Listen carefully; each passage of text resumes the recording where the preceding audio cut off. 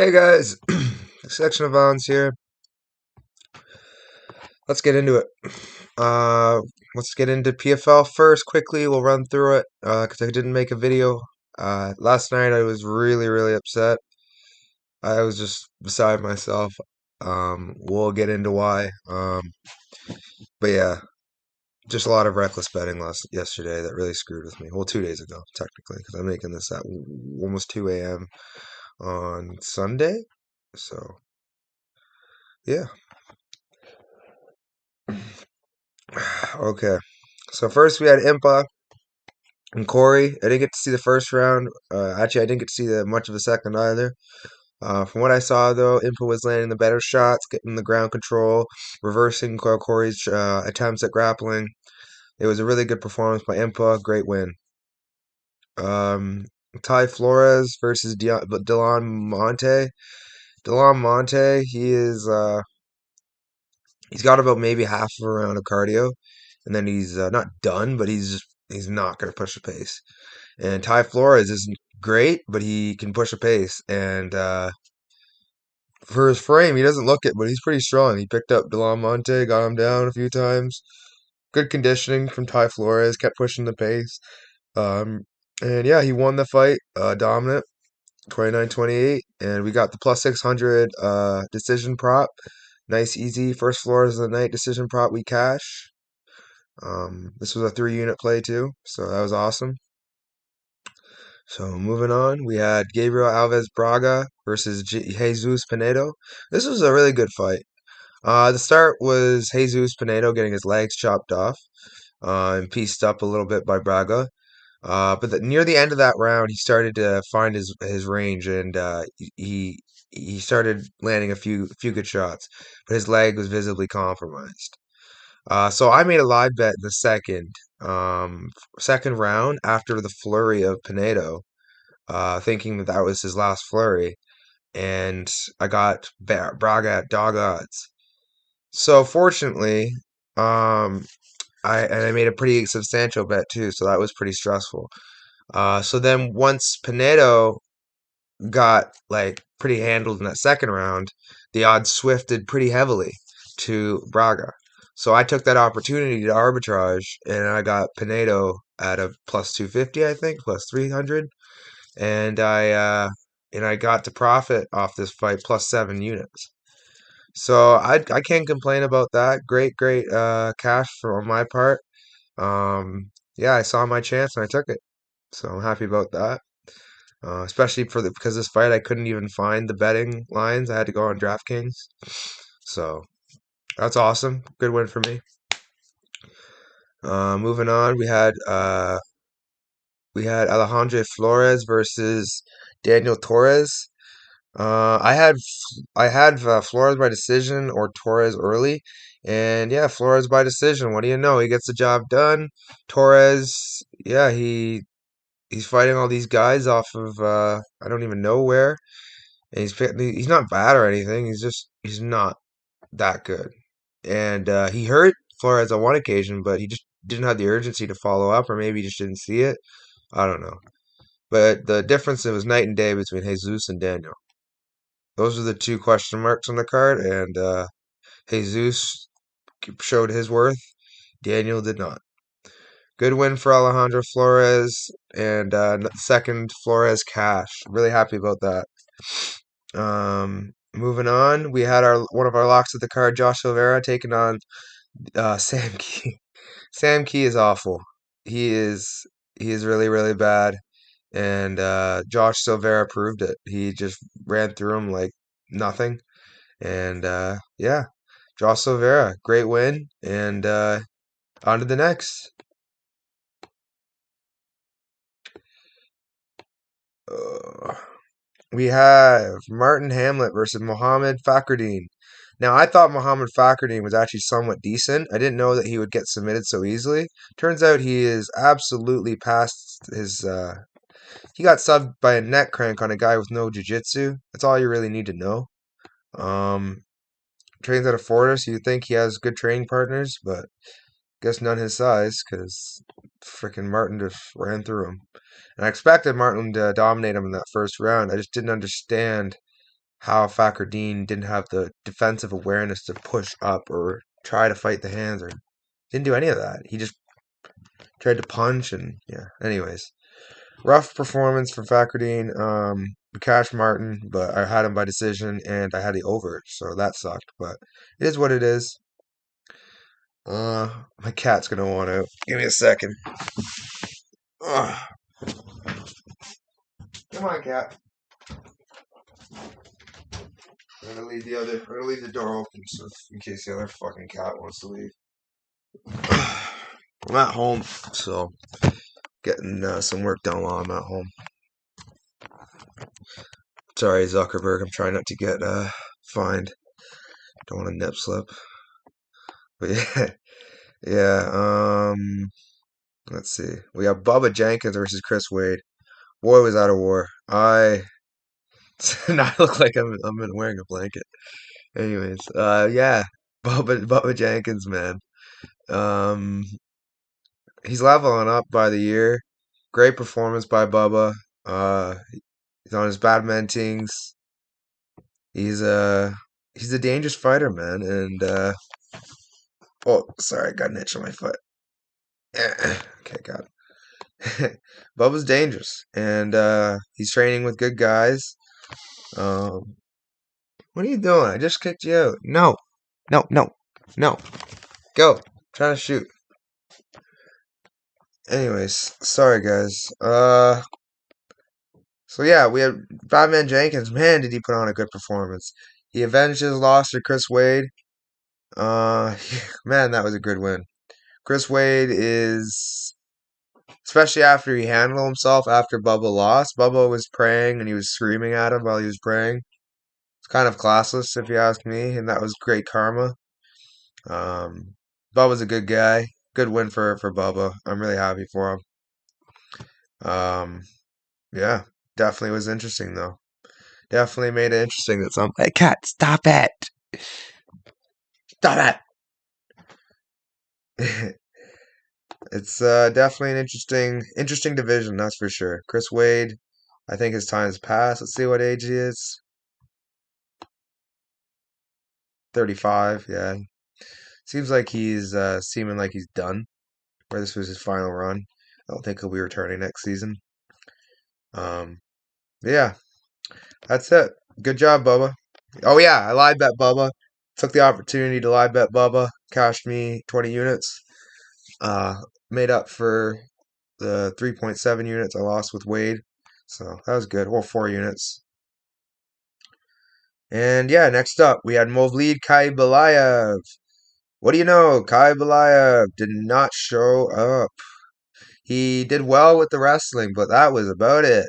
Not one strike that was significant that really showed me that, oh my God. Not one jiu-jitsu scramble that really showed me, damn, he's going to be a problem for Brendan. Brendan should run through him. If not have 1 or 2 rounds close. I don't think he has submission threats. And I truly, truly don't think he is that dangerous on the feet compared to Brendan. I think Brendan's the best featherweight in the division, but we'll get to Brendan.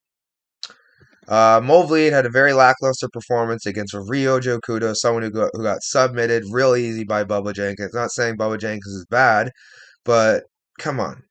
Like, I just don't think Movlid's jiu-jitsu is that advanced, and I think his wrestling and MMA is very good, but I don't think it's as good as Brendan Lawnane's. But we'll get to Lawnane. Movlid wins a decision. We had him by sub, whatever. Let's get to the start of the night. We had Will Fleury plus 375, 2 units to win 10 units. I love it. I love it. I love it. I love it. I am so happy. Christoph Jocko, everyone's trying to say he got robbed. He did not get robbed. He didn't do much with it when he had the takedown. Fleury was always one pushing the pace. Fleury's the man. He had Strickland in his corner. It was so comical, telling him, "Give me, don't." I can't even say some of the stuff I was hearing, but like, man, Fleury's the man. I love watching Fleury. He may not be technical, but he's always going to bring the fight. So you gotta count. You gotta love that. He's gotta train more at Extreme Couture, round up those skills, and he'll be someone to watch out for. But yeah, Christo Jocko, how are you losing to this guy? I mean, he's not bad, but I mean, he's not good.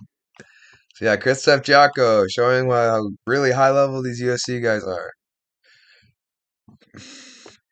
Next up, we had Thiago Santos. Now again, I'm not trying to say Thiago Santos didn't look good or isn't good or anything, but those first 2 rounds, I'm not saying that Rob Wilkinson like is bad or anything, but like, come on, you gotta be able to like the old Thiago. I don't think would be held down that easily. But also, Thiago's on roids. I could tell that right away, and yeah, it's definitely good because of his knee injuries. He should be on roids, but for Wilkinson, that third round was sketchy as hell. I thought we were gonna make it out with the slim of our teeth, and luckily we did. And yeah, we won a unanimous decision. Wilkinson picked up the win. All was good. And then we moved on to the cherry on top. Brandon Lotnane versus Marlon Moraes. A lot of people were like, damn, Marlon's so good. Plus 500, I don't know. I can't do that. I can't leave out. I cannot take Marlon. I'm thinking, you're right. But there's one problem. MMA math, although isn't always right, tends to be right. And this is one of those situations where MMA math worked.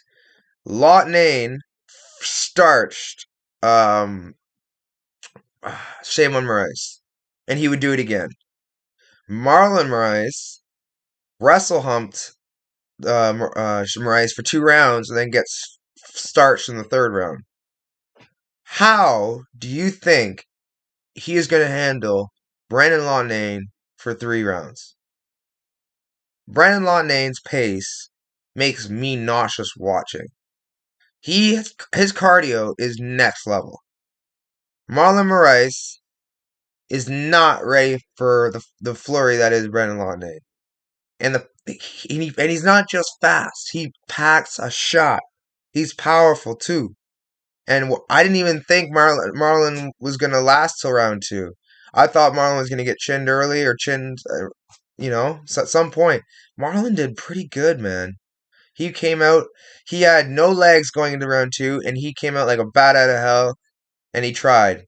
But unfortunately, there's levels to this, and Brandon Lotnane, in my opinion, is one of the top 5 featherweights in the world. I think him and Volkanovski would be an excellent chess match to watch. And if anyone's thinking, oh, Volk would run through him, you really should watch more of Brandon Lotnane. I think Lotnane and Volk would be fight of the year. No doubt in my mind. Or a contender of fight of the year. But unfortunately, we don't get those fights. Lotnane is going to be the champ, a 2-time champ, and then retire probably after this year. I don't want him to retire, but he said he was going to retire after last season. So, and if he beats Movlid, who's left to beat?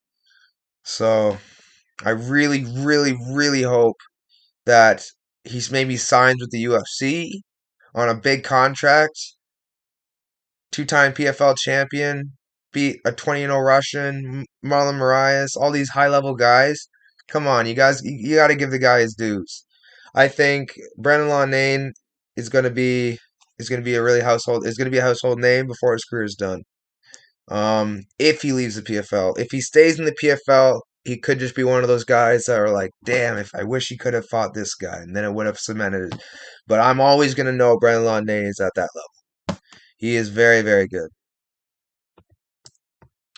And yeah, we kind of went way too far into this because now we're going to have to get through Bellator, and that's kind of what the video was about.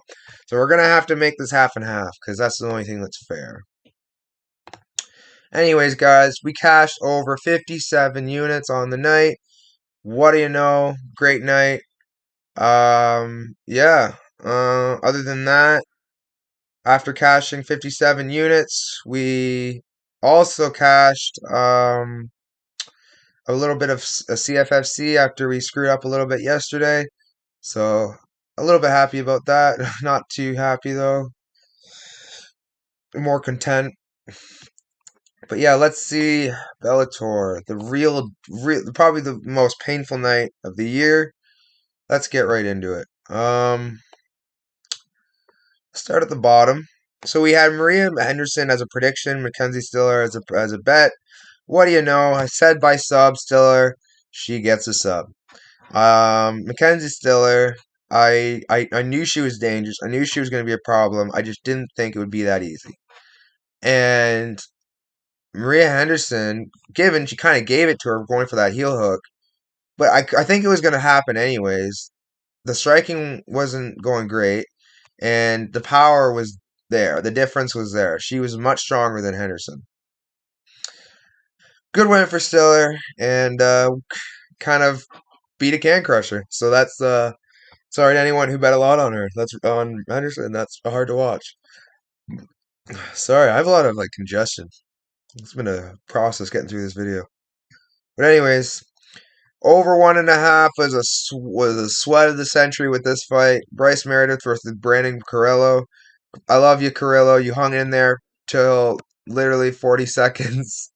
40 seconds. I just needed you to you hung in there 40 seconds longer than I needed you to, and you lost to a guy who, in my opinion, is going to be a problem in this division. If he can start striking, he is going to be a problem because his wrestling is very good, very very good. His jiu-jitsu is getting there. Still about purple belt, blue belt level, but his wrestling is so good, so good. But yeah, good win for Bryce. Interested to see how his career goes. Uh, Next up, we had Randy Field as a dog taking on Ashley Cummins. From the weigh-ins, I thought Ashley Cummins was a lot more butch, a lot more, tough. But Randy actually fought with the metaphorical balls in this fight. She came forward, always was looking for the punches, the kicks. Uh, she was when she got taken down, she was the one looking for damage, looking for submissions. She kind of alphaed Ashley Cummins, who's kind of cool to watch. Good win for Annie Field. Yeah, I gotta just applaud because that was a good performance, and she is a pleasure to watch fight. Let's just leave it at that. I don't want to get demonetized, so let's just leave it at that.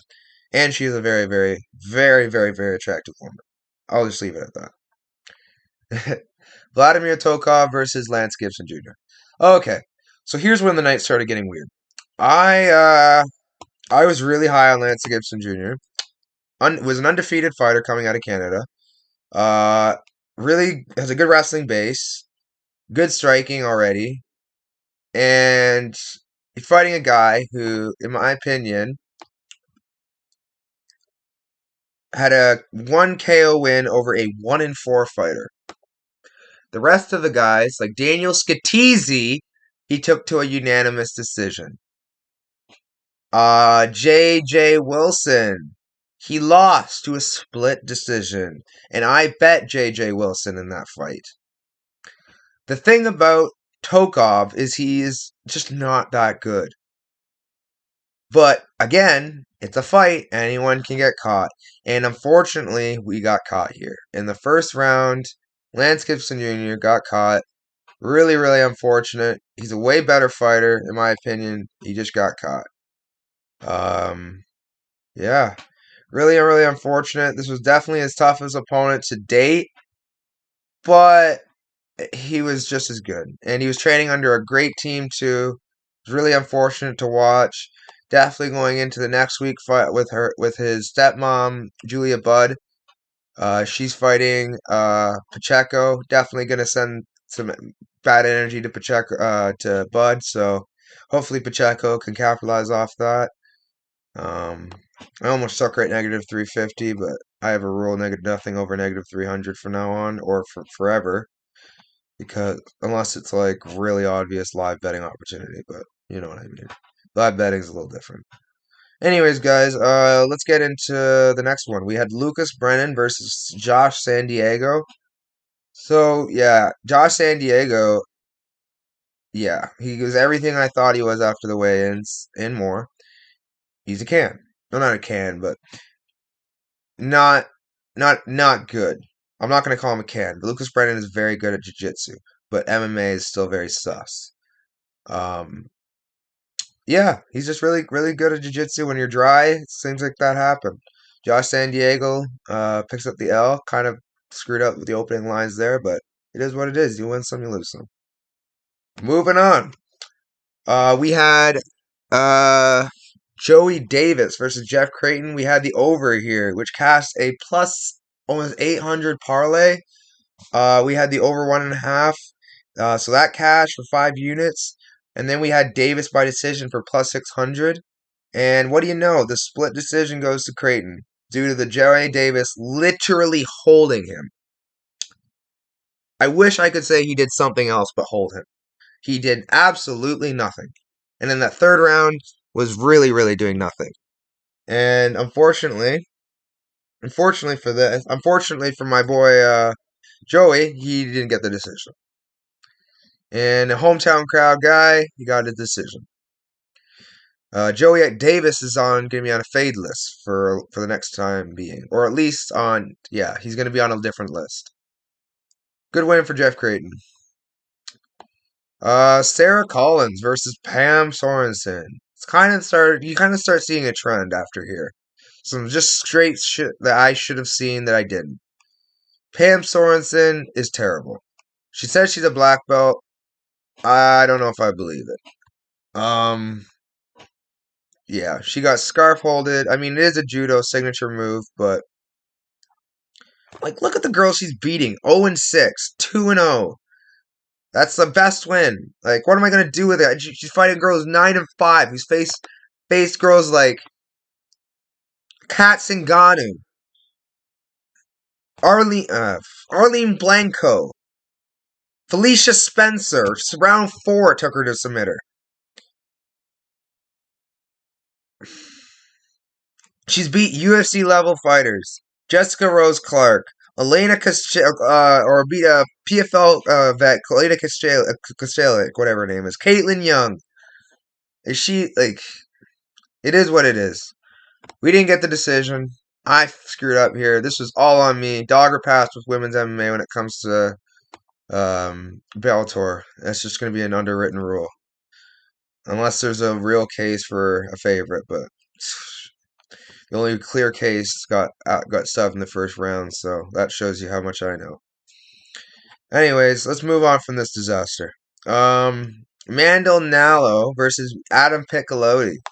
So Adam Piccolotti, he's a good grappler. He's a really, really good grappler. I was not shocked because Mandel Nallo is not great on the ground. He's decent, but man, Piccolotti just systematically broke him down.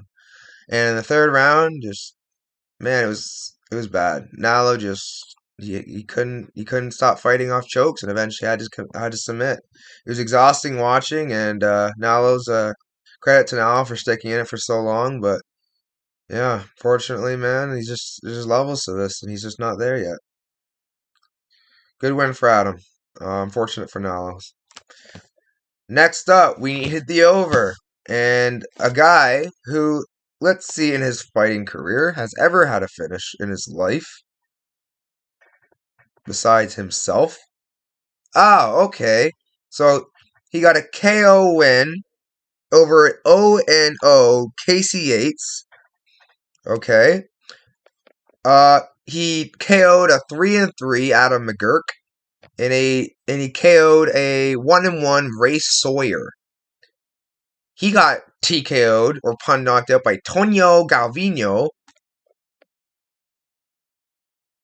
and like he took guys like Adam Borax and Usman to decisions.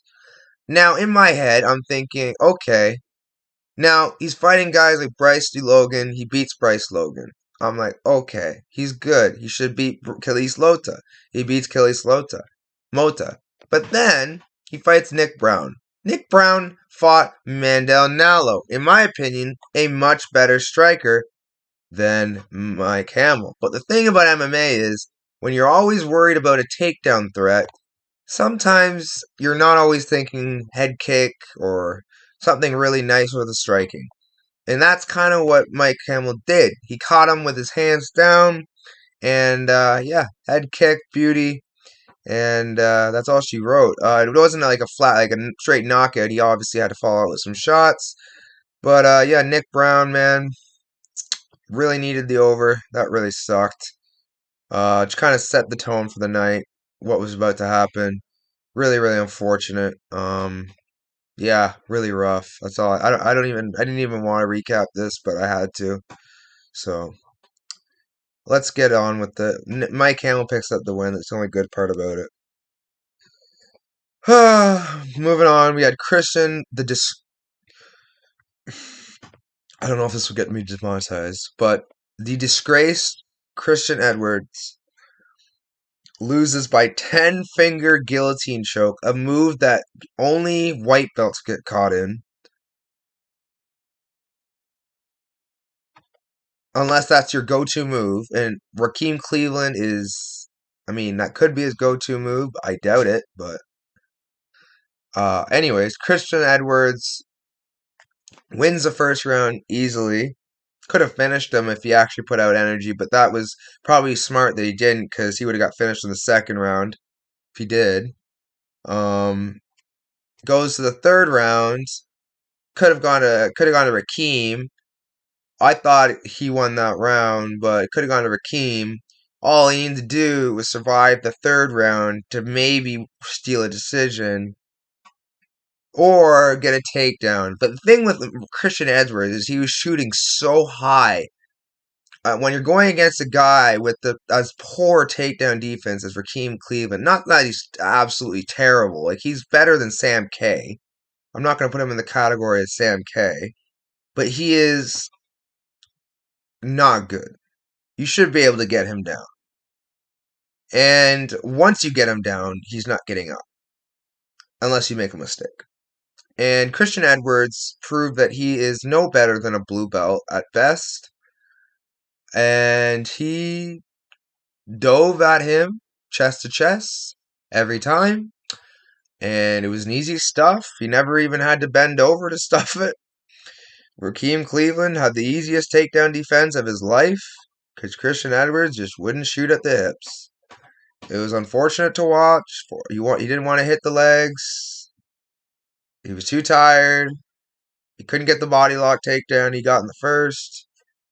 And yeah, he had to succumb to the choke. We lost a bunch of units. Yada, yada, yada. That's my own fault parlaying Christian the Disgrace Edwards. He is on a fade list for life, as well as Ian Alston. And yeah, I have nothing else to say. Moving on. Luke Trainer versus Sullivan Cully. So Luke Trainer broke my heart. Sullivan Cully was one of my favorite prospects in the division, and it just proved how bad the division was. Sullivan Cully has no BJJ. He is a wrestler with some striking ability and power.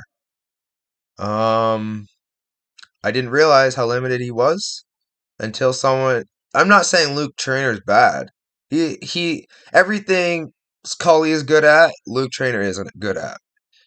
But then again, where everything Trainer was good at, Cully isn't good at. And you kind of saw it here. Luke Trainer is, you know, more talented, for sure. But I definitely don't think he's a better fighter.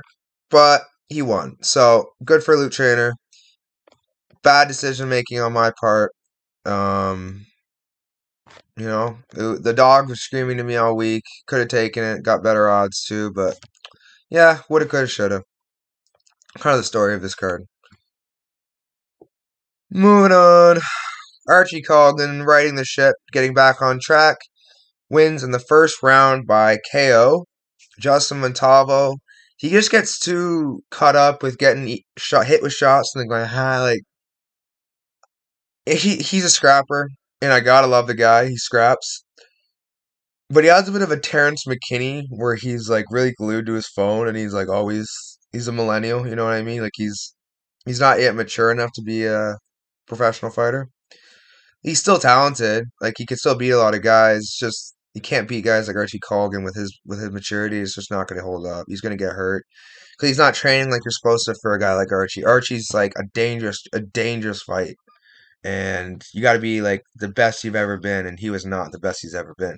He was still leaving his chin wide open, and He got caught. Justin Montalvo got caught. It is what it is. Archie was about to catch him anyways. It was a matter of time. Archie's a man. Should have had him as my big play, but I didn't know what to think because the Montello guy took Archie to a decision, and that was the teammate of Montalvo. So you never know. Maybe he gave him some inside info. All right, guys, the heartbreak of the night: Aaron Jeffrey versus John Salter. Yeah, I had Aaron, and I would pick Aaron again 10 times over. Sure, Salter won. Uh, Round by round scoring. Sure, I don't care. Aaron Jeffrey's a better fighter. He's a better striker. And if he's on top of you, he's not holding on, looking for decisions wins. Sure, it's not like, oh my god, I can't believe he did that. You're trying to win a fight. You win however you got to win. Salter, thanks for the career. Good win. What was happening was every time AJ would like crash him, he would blitz. He would try to take advantage of that. Hit a blast double, knee tap, wherever wrestling sequence he could come up with. He was getting almost at ease just because he was timing it so well. The thing about Salter is he's very good with his wrestling. Coming into the fight, I did think he was at the worst shape he's ever been in. That was just off visuals. Could I have been wrong? Maybe he was just not as ripped, but he still was in a good shape. Maybe, or maybe I was right. It doesn't matter. Salter's just as dangerous either way. And the thing what AJ was doing, everyone's like, "Oh, why didn't you just get up? Why didn't you just get up?" You have to deal with a black belt with the credentials of John Salter on top of you. And I don't know about you, but if I don't know about you, but like when it comes to getting up, you kind of got to give up your back sometimes. And AJ was doing everything he could to try to get up without doing that in the first few rounds. That's why he couldn't get up properly. When he did get up in the third round, you notice what happened. Salter is so quick to get to the back. He got to the back because right as AJ tried to get up, to turn his back to get up, Salter stuck that hook in, and he was on him for the rest of that round. Salter, like AJ said after the fight, he was extremely sticky, extremely hard to get off of him. And credit to him. Salter is a veteran. He's been doing this since 2007. I was 6 years old when he started. You know what I mean? Like, credit to him. He gave the young buck another lesson. You know what I mean? There's nothing no other like people are trying to make it up to be like, oh, Salter is just is he beat they're trying to make up these narratives. Just keep it simple. Another lesson from a vet to a young wolf. I think AJ's gonna be just fine, and he's gonna go on to have a great career. I'm really really happy Salter got to leave on a good note, and I'm really really happy that AJ didn't take any damage whatsoever. So, you know, I'm no idiot. I'm the one who put 17 grand on a fight, or 15 grand. You shouldn't be putting that kind of money on a fight unless you have the kind of money to be putting 15 grand on a fight. Sure, I'm up on the year still by a lot, but that's not, you still don't be playing like that. You keep rising. You don't just, you know what I mean? I tried to do a little cheat code to the top. Didn't work out for me. I made the mistake. Won't happen again. I know what to do next time. It's on me, guys. I gotta make better calls. Like, look how many bad calls I made this whole card. Like, you gotta understand, this was just a rough night for me. I'm gonna come back from this and I'm gonna get better. Um, yeah. Moving on from that, though, everyone's like, oh, he's gonna skip that fight. He's not gonna talk about that fight. I'm gonna talk about them all. And yeah, we're gonna talk about this next fight: Zingano versus McCourt. McCourt versus Zingano. What a fight! I didn't watch it. I actually went to bed after that fight. I was just so mad at myself. And yeah, I hear it was a good fight. I didn't get to see it, so this will kind of wrap up the video. Kat Zingano, we had her by decision as a 4-unit max. I mean, we hit it. I don't know how we hit it. I couldn't tell you because I didn't watch it, but we hit it. Same thing with Daniel James. We had him by KO prop. I don't know how. We hit it. We hit it. That's all that matters. Uh, Record losing night, negative 340 something unit night. So 17 grand loss, give or take. Pretty, yeah, over 17 grand. Really rough night. Worst night I've ever had. Um, but yeah, yes, today made up for, not made up for it, but made a good amount today. I can't complain. Almost 60 units today, so can't complain. I'm just gonna keep improving and getting better, and then you're gonna see me, guys. I'm gonna be one of the main forces in this game. I can tell you guys, I'm really good at this stuff. I just sometimes I get a little reckless. Sometimes I lose my way, and yeah. Anyways, guys, it's been a long video. Holy, yeah. I said I was only gonna do half and half. We went a little longer because this is more for Bellator, anyways. But great card, guys. Great weekend, or not great weekend, but great job today, and we'll try to limit the days like yesterday or 2 days ago. Anyways, guys, I'll catch you next time. UFC 287, Eras FC, PFL. We got a full week next week. Let's go.